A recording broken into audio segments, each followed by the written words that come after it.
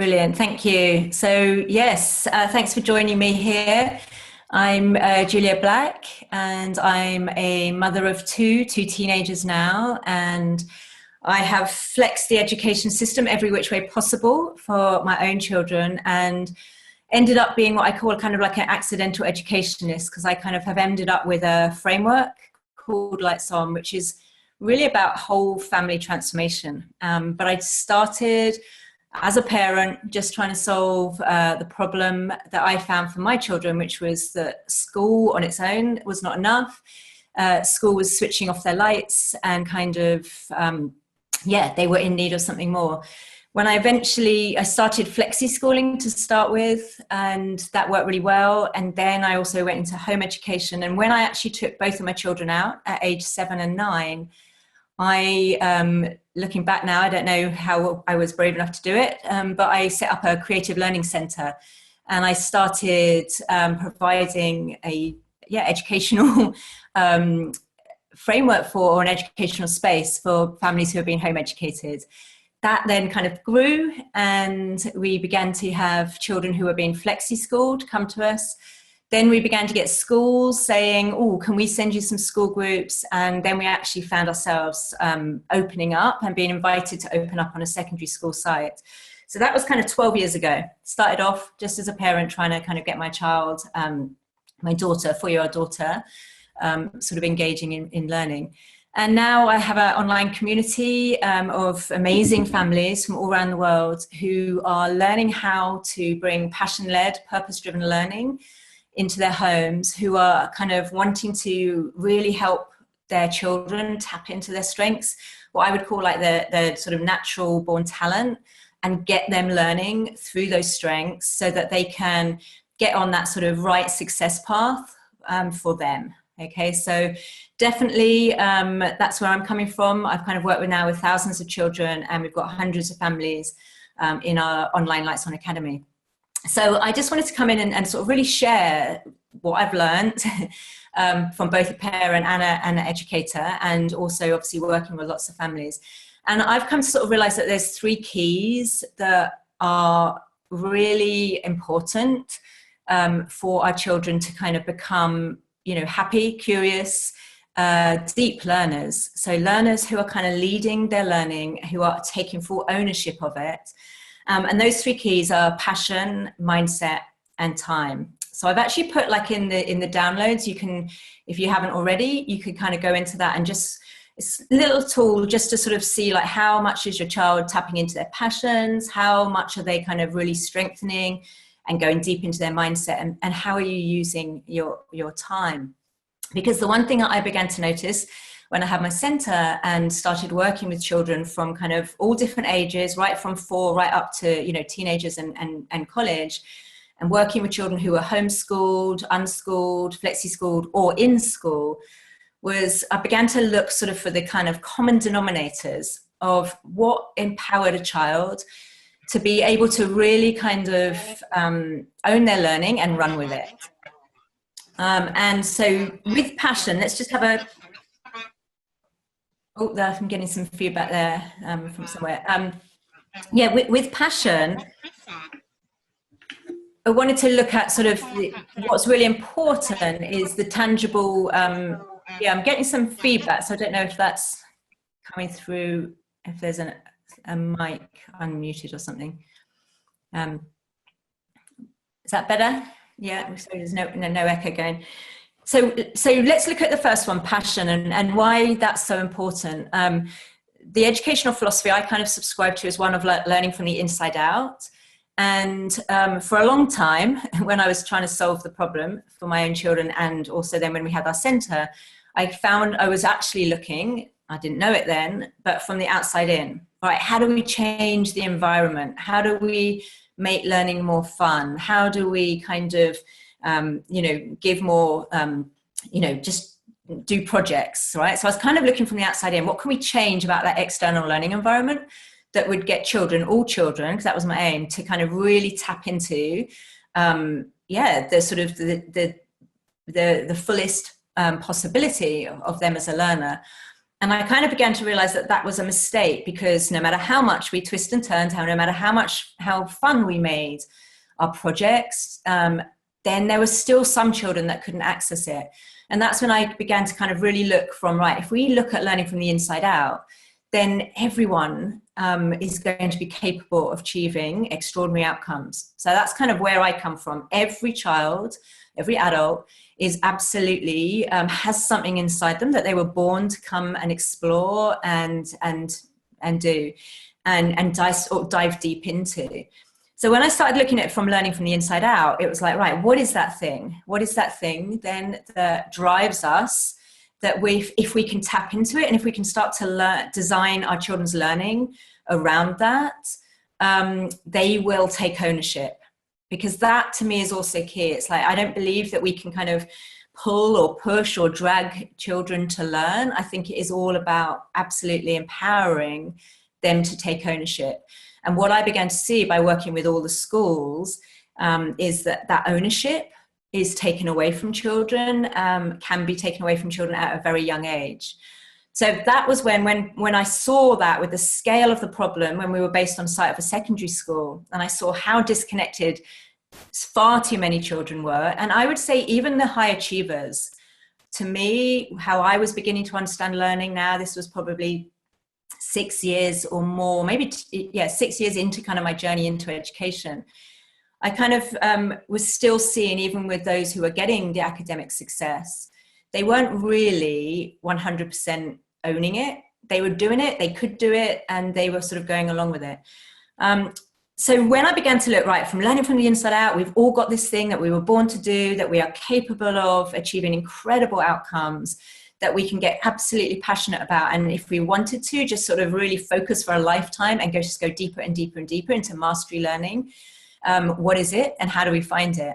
So that's when I began to kind of really observe the children that would come into my center. And we began to kind of put this thing called a learning carousel, which is anyone who is kind of familiar, you know, if you, I don't know how many of you have actually had children in school, or you might even be doing this kind of learning already at home. But I began to sort of see that there were children that would come and they would always want to be doing particular activities if they were given that freedom. So I began to sort of look and go, okay, well, what were those common kind of categories? And began to sort of really notice that there were, like, you know, the engineers were always really obvious, right? The engineers would come into our space and they just wanted to learn through doing, building, taking things apart, creating, okay? The makers also, they were quite, you know, again, it was just like they wanted to get tactile. But then we'd have, you know, the communicators or the writers or the digital wizards. So as I began to kind of sort of develop the framework of Lights On, I began to kind of sort of see that if we could create kind of an environment which was kind of like an invitation to explore, I kind of call it like a sweet shop of learning, we would then be able to kind of get quite a lot of understanding of, if our children would choose to learn in a certain way, how they would choose to create, okay? Because that's the other thing, when you start to learn from the inside out, it's about what are your children capable of doing. You want to be really kind of creating opportunities for them to have tangible learning. So that's kind of where I got to, is really exploring that. And the concept of Lights On came from that kind of question that I would always get asked by parents and educators, but how will we know they're learning? Okay, and this was parents if they were kids who were in school or out of school. So it kind of was across the board. But how will we know when they're learning? And even now, the parents that are inside my academy, both, again, some are in school, some have been home educated. It's this question. And I remember just kind of talking actually with a strategist, and he said, well, how do you know? And it was really simple. It's just like, well, because you see it. You just see it in their eyes. It's like their lights come on. And when we kind of really realize that actually it's so tangible and evident when we can get children learning, when they're really owning their learning, and when they are learning from the inside out, and when we are focused with that passion leading their learning, it's clear, it's obvious.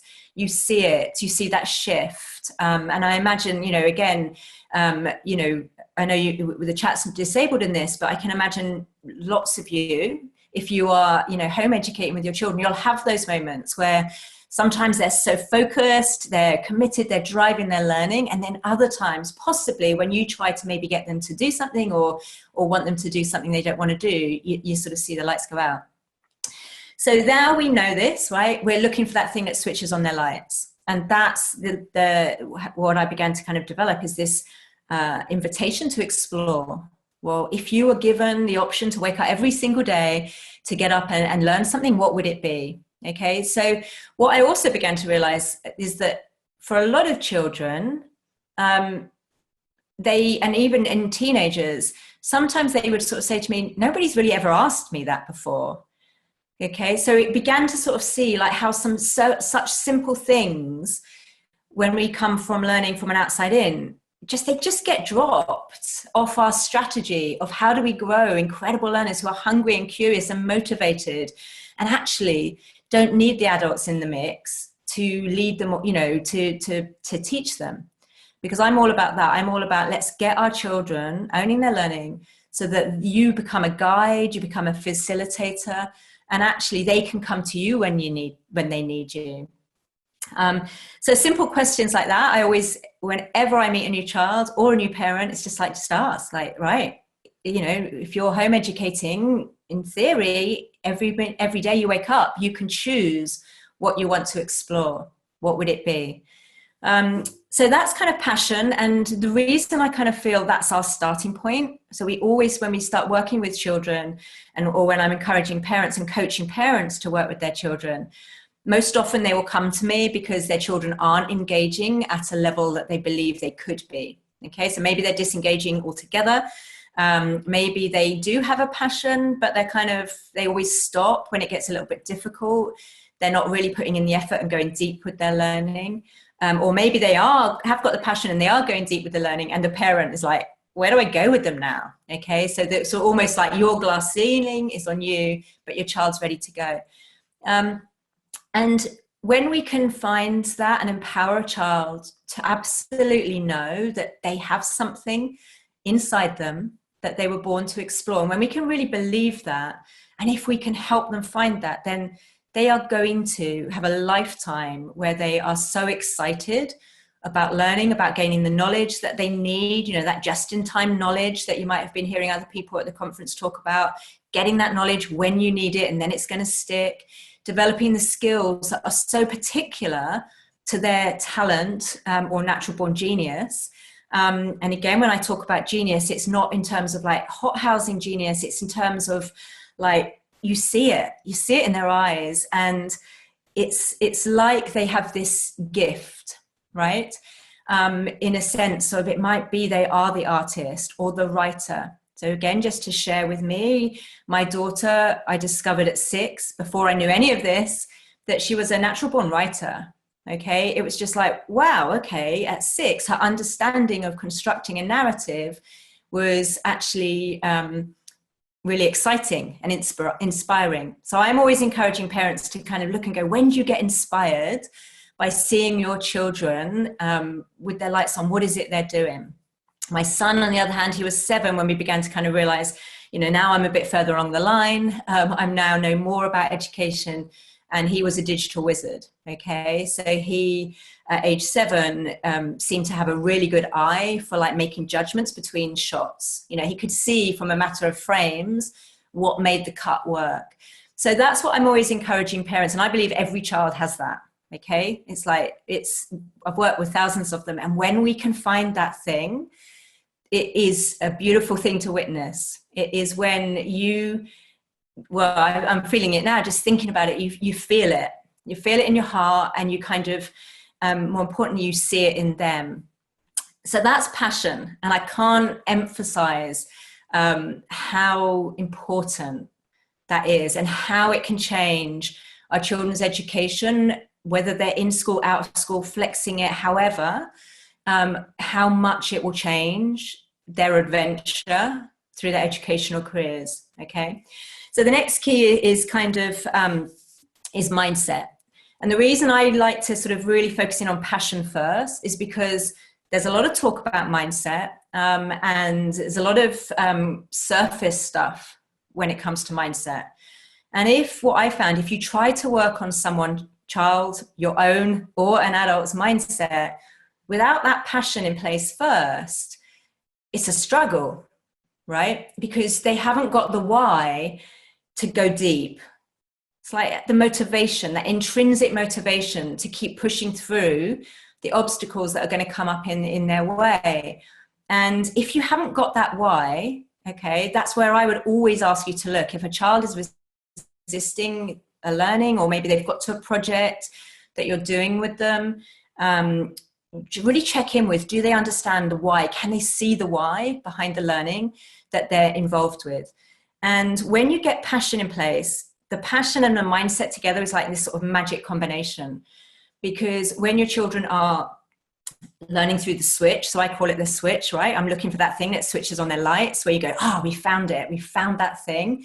That if we can make their entry into learning through this sort of natural choice, right?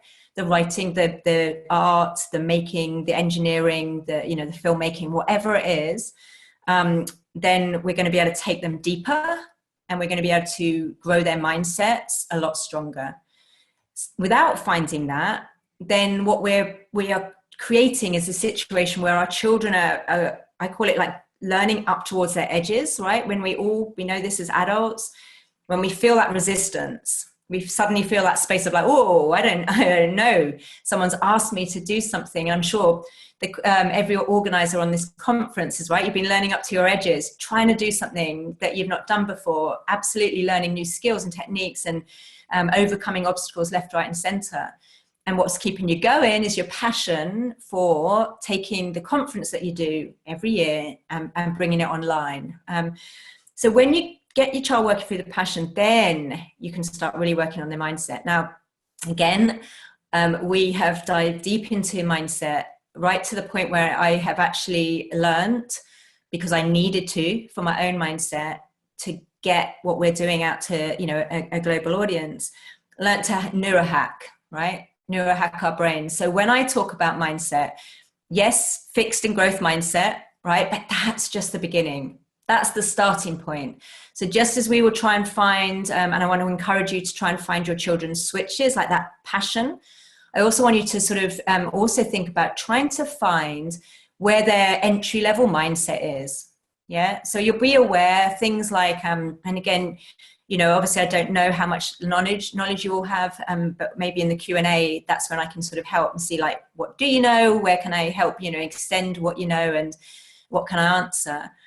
But fixed and mindset is kind of, for me, it's just like, it's this sort of the entry level, right? Is your child, or you as well, because the other thing that I found is working with parents and mentors who I was training to be in my own team, is that the mindset in the mix within the adults can also limit the growth of the children. Okay. And I began to see this because when we went online and I started working with parents, they would be saying things like, my child always gives up. They always start things and they never complete it. Or, I give them, I'm trying to do the projects with them and I give them a brief and they just won't do it. And what I began to sort of see is that actually when the parents kind of got more into the framework and they started realizing things about themselves, which you can't help but do, right? If you're a parent educator, then they were starting to put their hands up and go, I think actually I'm really scared of getting things wrong. I think I don't like to fail. So mindset for a family that is trying to learn in a way, if you are choosing to home educate, start working on it through your passions, okay? Because then you've got your intrinsic motivation to keep going. So that's really important. And check in with your own. If your children are resisting, and they are fearful of making mistakes, this is a massive thing I've seen across the board, whether they are in school, out of school, flexi-schooled, unschooled, whatever shape or form. I've worked with those children, neurotypical or neurodiverse. Just check in, with your own mindset and what comes up for you when your children start resisting or saying no. And as I say, I began to, learn how to neurohack my own brain to kind of get and go, what is it? What is it that's holding me back? Not as a parent educator, but, you know, trying to get this out there to, I'm all about disrupting education. So I'm trying to reach as many people as possible. And so now I've kind of changed as a neurocoach. So we now can take parents who are really up for that adventure to really look at what are the limiting beliefs that get hardwired in when your children are young or when you are young. Okay. So again, mindset, let's talk about it in the fullest possible, broadest sense, far beyond just fixed or growth. Let's think about how often our children are getting the opportunity to learn out towards their edges. How comfortable are they with making mistakes? What's the kind of the strongest mindset within the family, right? Are you being able to role model hitting an obstacle and just keeping on going? Or are you also someone who, when it gets hard, you sidestep and start something new? Okay, loads of the families that I work with, and we have a very honest and open, authentic culture, is just like, oh yeah, I've got all those projects that I've started. One mum, she's just finished, she joined, and in the first month of joining our community, she finished a cross stitch that she started 25 years ago. So that's the importance, of really kind of looking at learning from, if you like this concept or like something, it's from a whole family transformation. When you're home educating, is such an amazing opportunity for you to grow as well. Oh, we've got someone. Yeah. So that's passion, and we've got the mindset, which is where we're going to really empower them to, be resilient, confident learners, to step beyond their edges, to go through that into that uncertainty, which is really, to me, what learning is about, to understand how the mindset, how the brain is wired, so that we can also use that to our advantage as well. So then the third key, we've got passion and mindset. The third key that I kind of came to see was really important, and is the beautiful thing about home educating, is time. So when you begin to see that actually our children, right, have the privilege of having potentially 18 years absolutely dedicated to learning, then we can just sort of see, imagine what's possible if we can get our children learning through their passions, right? And we can find that like really early on, because I believe you're born with it. And like Sir Ken Robinson says, it kind of, you get educated out of it. So we want our children to stay with that passion. Then if you can use that time to really empower them to know what it takes to go deep, to know what learning is on a fundamentally kind of a deeper level, when you are learning from the inside out. It's not just about acquiring knowledge. It's not just about acquiring skills. It's not about jumping hurdles. It is... It is about absolutely being able to lead the adventure that you want to be on for the rest of your life, okay? So that our children and hopefully us as adults can be living that life. It's passion-led, purpose-driven, doing something that you love, okay? And then ultimately, ideally, and again, this is where I work with lots of kids to find out how to potentially, make money doing what you love, to have that career path, absolutely tapping into the thing you were born to do. So when we can start to look at time in that way, then we can kind of, and it's not easy for a lot of people, we can step off the sort of standardized, that treadmill where we're panicked. But what if they need to know this information by this time? Because the other thing that I've noticed of working with lots of families, again, lots of home education families that I work with, is there's still, we've got it in our cultural DNA, this old school thinking, that there's certain prescribed curriculum that our children need to know, and they need to know it by a certain age. So I always like to kind of really empower parents to be freed up from that and just say 18 years, right? Now it might be 4 years. It might even just be 6 months, right? Depending on where you are when you start to really look about empowering your children to learn from the inside out. But however long you've got to kind of really immerse them, the exciting thing is is that when we strip away and don't make education complicated, when we can strip away and actually say that it's learning to us is as natural as breathing. It is so obvious when a child is being stopped learning because you see it.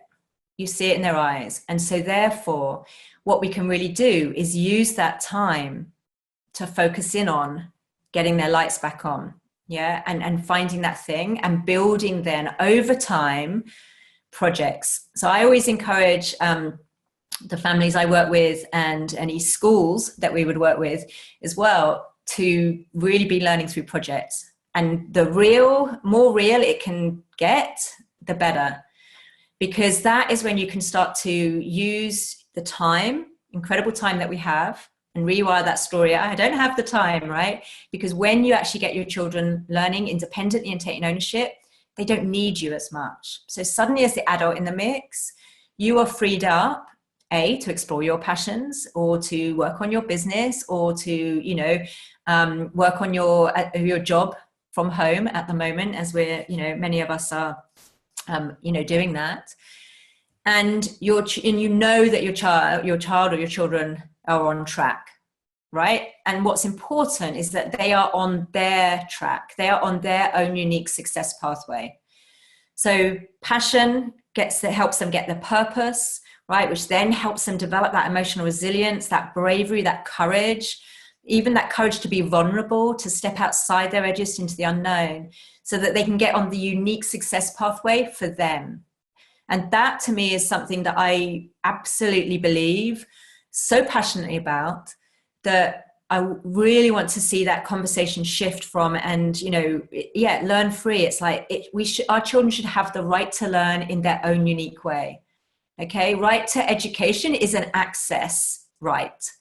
We have that pretty, almost universally now. We have got incredible access to education.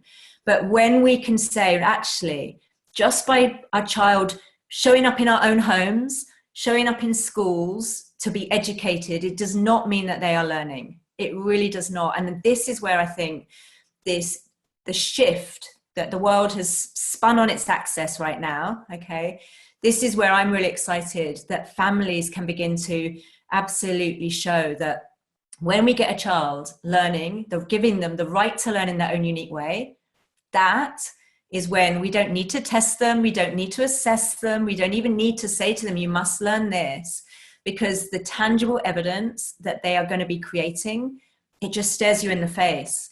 And then when you begin to start bringing in like processes like, project-based learning, real-world learning, authentic audience, and again, we can go into this in the Q&A because I don't know how much of this is familiar to all of you, but then you can also start helping them to build a portfolio.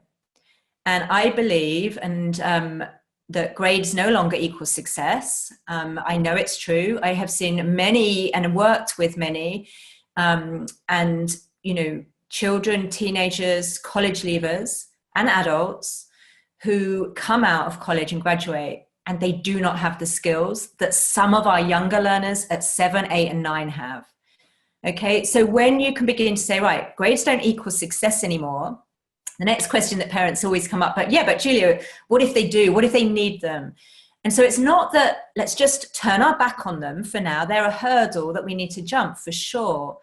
But let's make sure our children's potential and opportunity in life is not limited because we were stuck with that old school thinking. Let's especially use this time, where schools are closed en masse, right, around the world, to be really kind of pushing forward this right to learn in their own unique way, to getting their passions at the forefront of their learning so that they know what they're good at, yeah, so that they actually love being them. That's really important to me.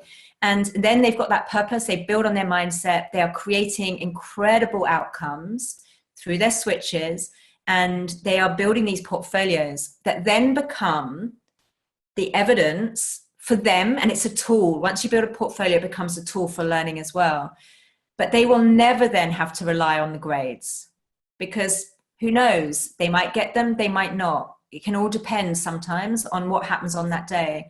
But at least as a family that your children have that portfolio, that they can bring out to an investor, to, you know, a colleague, to someone they might be going for a job with.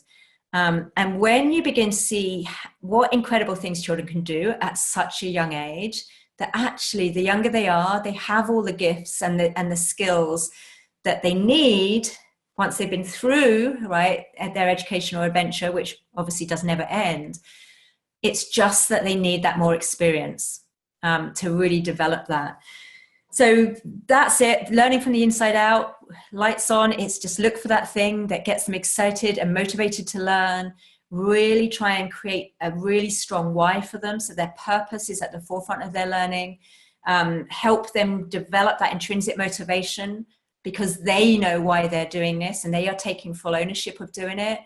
Really then help them step out, become brave, get it wrong. Yeah, use things like draft critique to develop from the first draft to the 7th draft, and then they can see the journey of learning that has taken place, and then create and work on that portfolio.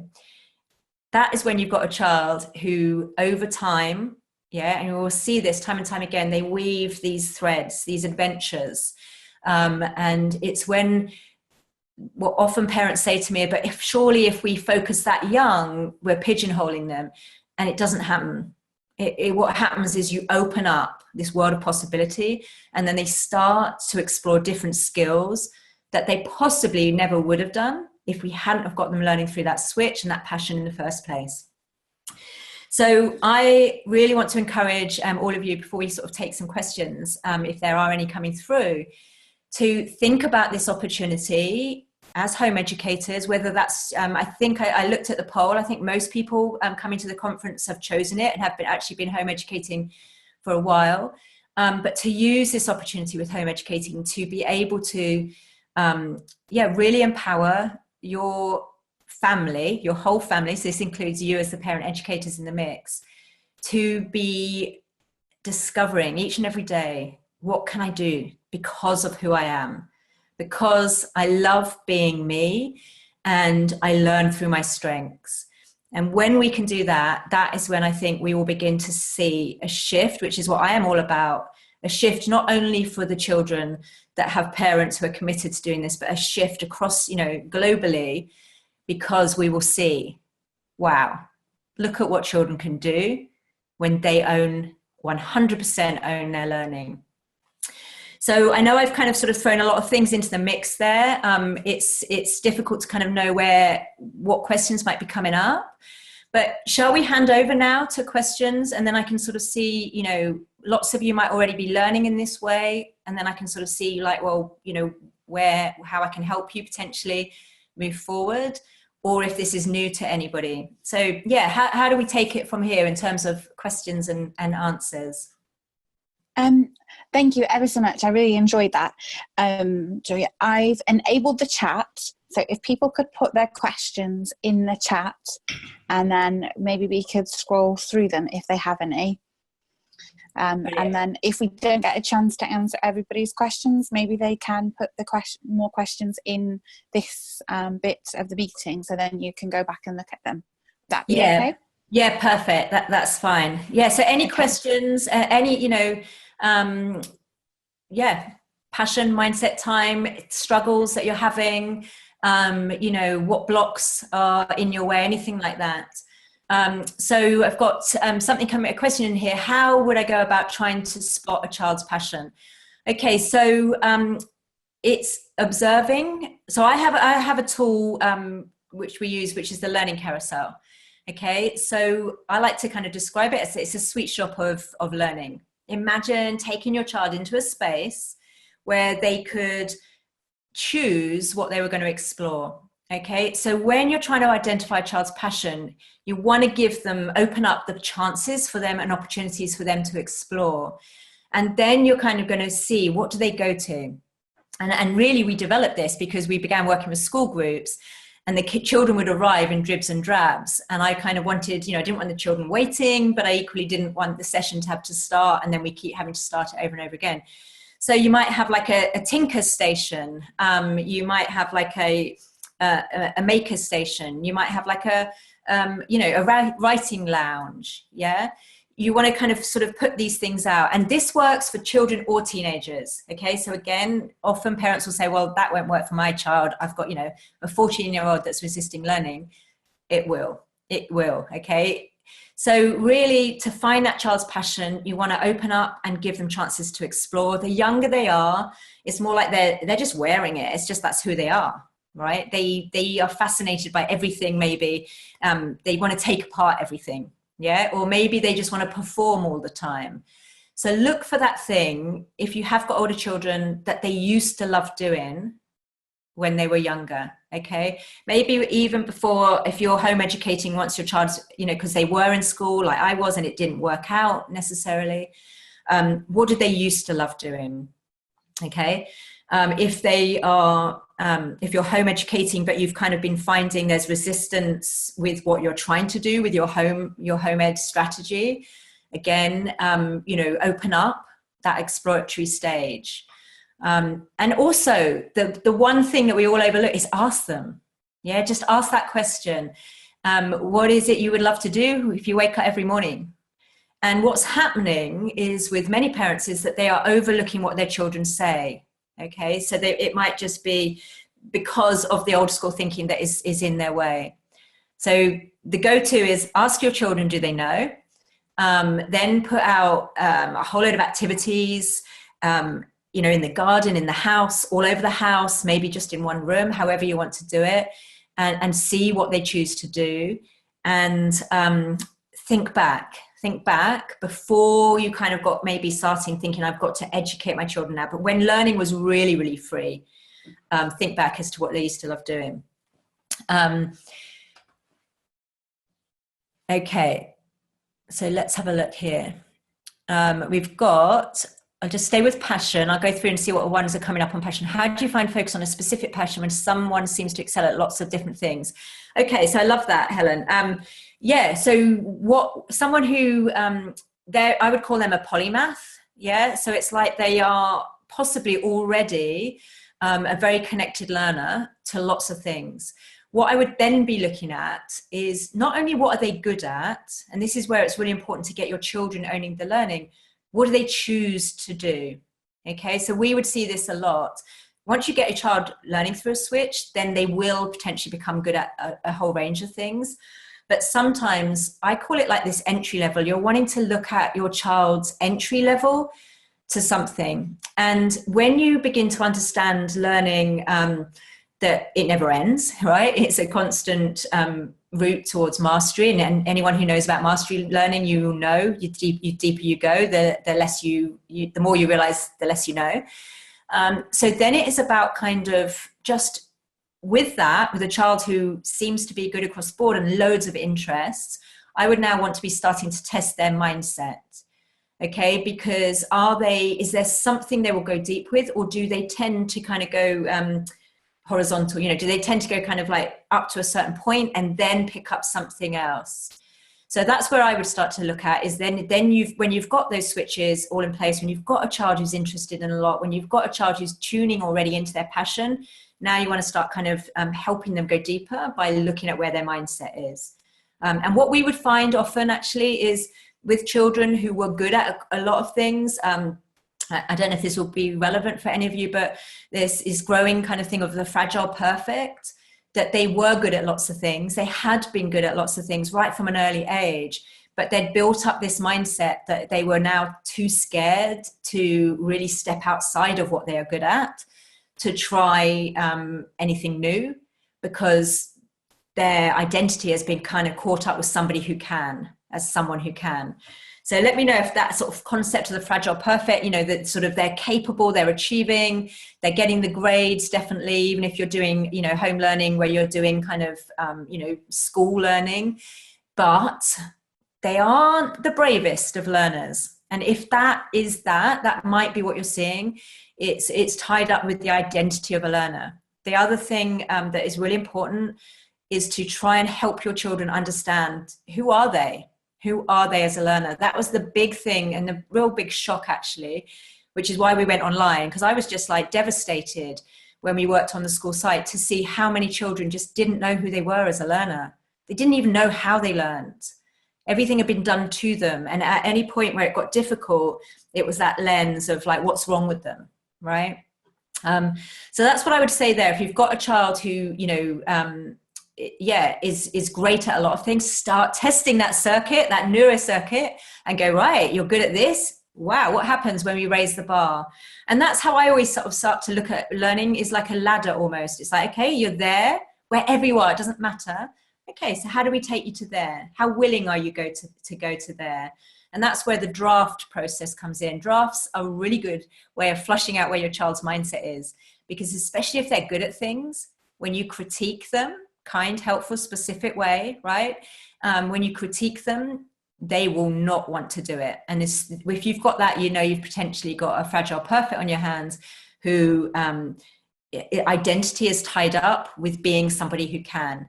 We've done a lot of work with children who were very, very open and honest, A graders who said to us, like, we've just got so much to lose if we get something wrong, okay?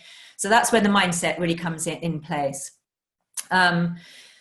Okay, so how did I encourage my child's writing? Yeah, that was really exciting, actually. And again, one of the things that we saw with children when they would come to our centre, so this is now me beyond my children, right? But I'll use that question to look at that, is we were shocked by how many children would hate writing, okay? One of the biggest questions that parents come to me, like, how do I get my child to do writing, okay?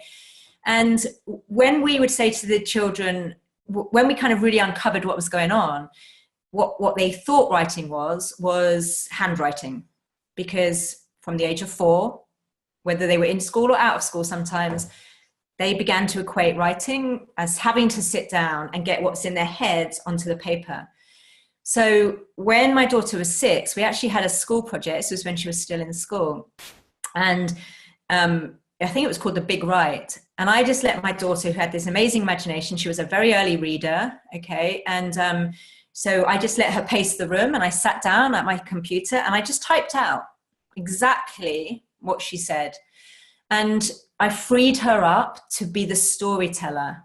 So when we talk about writing with any child or adult, you know, we're working with, it's what have you got in here, right? What have you got inside your heart what's the story that you want to tell? Because every single time we ask children or teenagers who say, no, I don't write, I'm not a writer, I hate writing, we'd say to them, but have you got a story you want to tell? And they're like, oh yeah, I've got loads I want to say. So try and separate out, if you can, the physical act of writing, which can now become a craft in itself. It can become an artwork. It can become a physical skill that is being developed, and try and separate that out from the craft of writing itself, and really just draw out and empower your children to express themselves. Because we look at the 4 C's, which is kind of, you know, the skills I believe all children should be learning. Communication, massive. You want your children to be communicating more like this, actually, than necessarily writing. But you want them to learn how to write in how they speak and how they communicate. So communication, critical thinking, creativity, and collaboration. And writing, actually, when you see children who think they're not writers start to write, when you freed them up from the fact that it doesn't matter what the spelling is like, it doesn't matter about what the handwriting is like, again, it's that exciting, you get inspired, because then you start to see that tangible evidence of like, oh my goodness, this is how they think. These are the stories that are in their mind.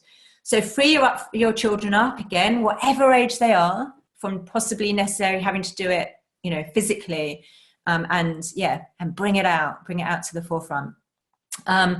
So I want to kind of move on to mindset now, if there's any. I can see here some things. Let's have a look. So we got a question here. I'm interested in hearing about the concept of it's neurohacking, neurohacking the brain. So can talk about that. And I'm just going to see here is a question from Ayana. Can you talk about the time it takes to reach this new mindset?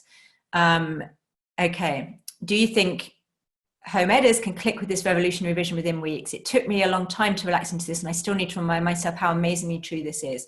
Brilliant. I love that. Okay, so yeah, this is where I get really excited, okay, because actually we can get children engaging in learning really, really quickly when you do it through the passions. And I'm going to share a story with you to show you just how quick this can happen, okay? And Ollie, so, you know, it was 13 when I started working with him. He was on site, on the school site when we now had a centre, and he was 13 years old.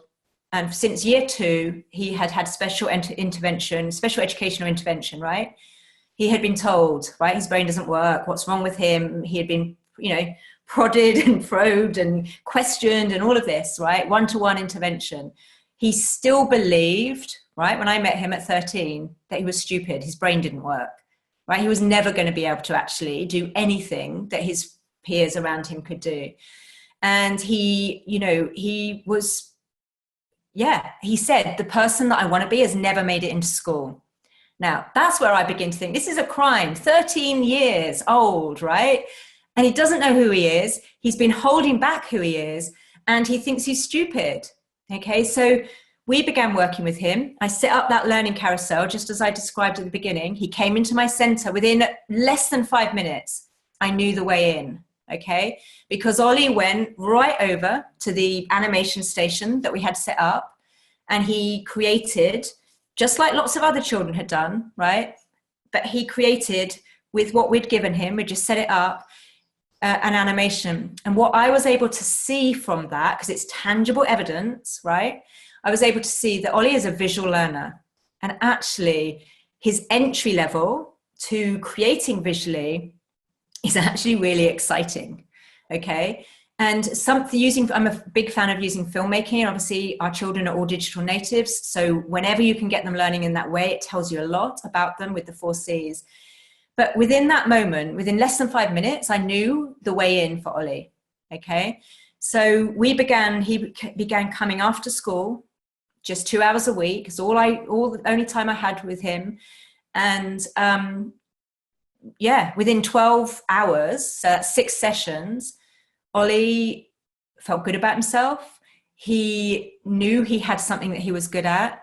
He had committed to accepting critique from the real world on some photographs that he had taken. He sat down and wrote, which he never did, right, in class or at home, to write an interview with this photographer that I had got on board to critique his work, and he created an article. And that was just in like 12 hours, and I think we worked it out, it was something like 11,000 hours, right, the other way.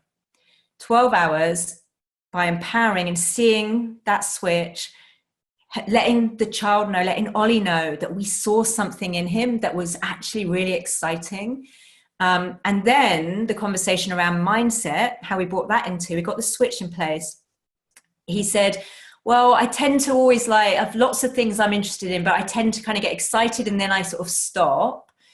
And what I said to him is like, okay, do you stop because he says, I get bored. So you'll hear this a lot with children when they've reached their edges. Oh, I'm not interested in that anymore. I'm bored of that. And he said, I just get bored. And I said, well, do you get bored, Ollie? Or do you start to find it difficult and then give up? And again, when you can just ask these questions, he just said, well, I guess actually I give up. Right? Because we reach that edge, we suddenly think, oh, I was good at this. And as I go deeper into this, I've got more to learn. And when he told me I give up, next question then is obviously, well, do you want to learn how to not give up? Because you've got something here. You've got something that you could spend your life doing as a visual creator. Okay. And of course, the answer to that, it always is pretty much when you can have these honest conversations with children. I want to learn. I want to learn how to not give up. So that's where the mindset comes in. And again, I always like to extend an invitation to a child. I always come from the point of view of, if you believe wholeheartedly 100% that your children are capable of achieving incredible outcomes, and to do that and to live a life, passionate, purpose-driven learning, they're going to have to grow their mindset. Then you can have these very honest, authentic conversations. because again, we have moved children who are consuming 8 hours of Minecraft a day, right? Which I do not think is acceptable. However much we might love Minecraft as a tool, which I do love it as a tool, and we have shifted them, right, and their mindset to now becoming creators of content, not just consumers. Okay, so that's kind of what's really important. So yes, we can do it really, really quickly. Now, obviously, I've been obsessive about learning for 12 years, trying to solve the problem of my daughter. I live and breathe it. I consume it. I have neurohacked my own brain to understand, well, how far can we really go? Okay, and so the beautiful thing, I think, what we've got as a community now and the Lights On framework is that's all there so that you don't have to make the mistakes, yeah, that I made. You don't have to make the mistakes that we're making in the world of education, because we all reach our edges. So it can happen really, really quickly. The neurocoaching side of stuff that we do is where it gets really exciting, because I've seen this to be true with parents and teachers and educators I've worked with, is if a child will resist, right, when they hit that fear factor. I'm going to fail. I don't know the answer. I don't even know what they're asking me. I'm going to look stupid, right? I'm going to feel judged. Whatever it is that their, amygdala is saying, like fear alert. Everyone's going to laugh at me. A massive one that came up in children across the board. Everyone will laugh at me if I get it wrong. You need to have the adult in the mix, or the educator, or the coach or facilitator, however you like to think about yourselves, rock solid, yeah, in their own mindset. So that when a child bashes against you and resists and says, I'm not going to do it, I'm not going to do it, I'm not going to do it, you stand there firm going, well, I believe you will, I believe in you.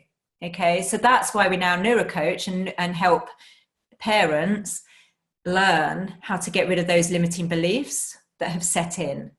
And we're probably all like quite familiar with them in ourselves. Like, how many times have we said, I can't do that? Or our children say like, oh, I'm stupid. Yeah, I'm not one of those kids that can.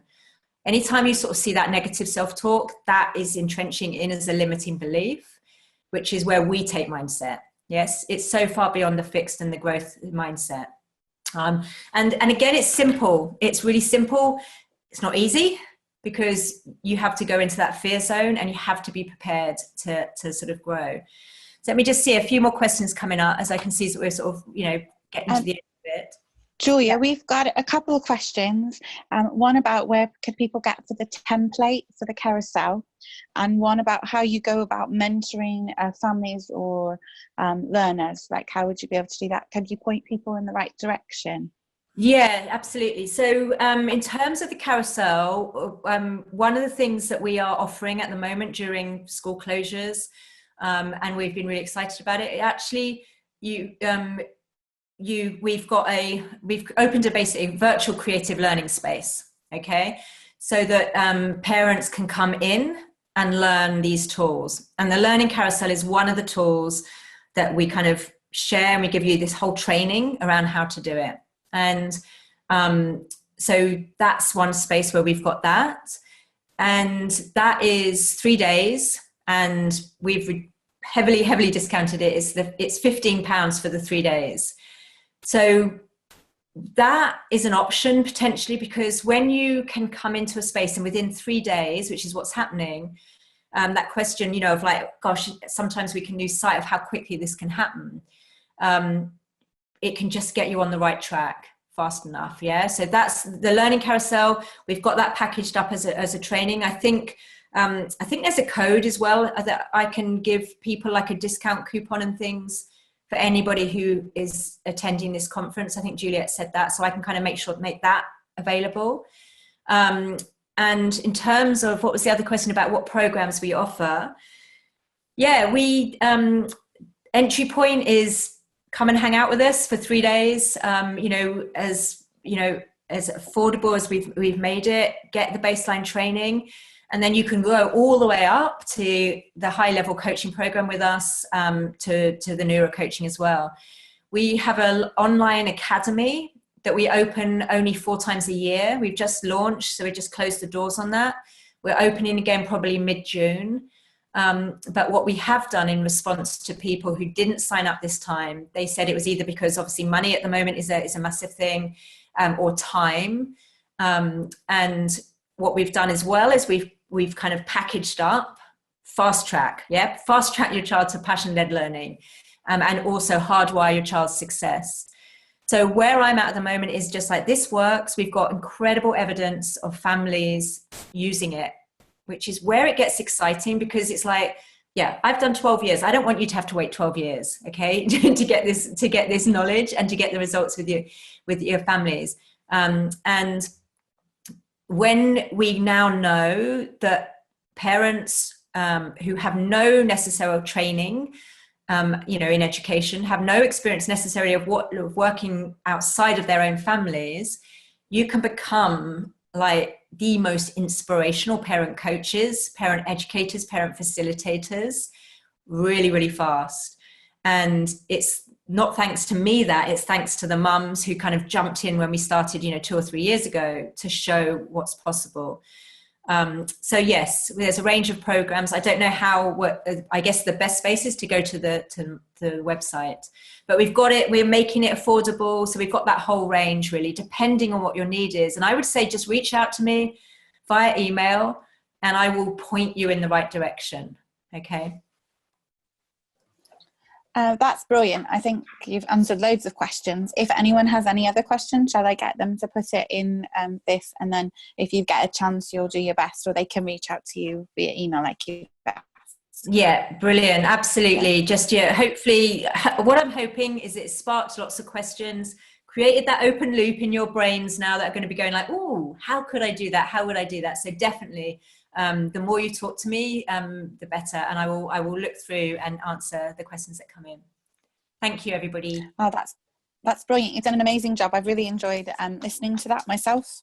Thank you ever so much. So if you've got any more questions, please redirect them that way. But what I'm going to do is end the meeting now. But thank you ever so much. I really appreciate it. Goodbye.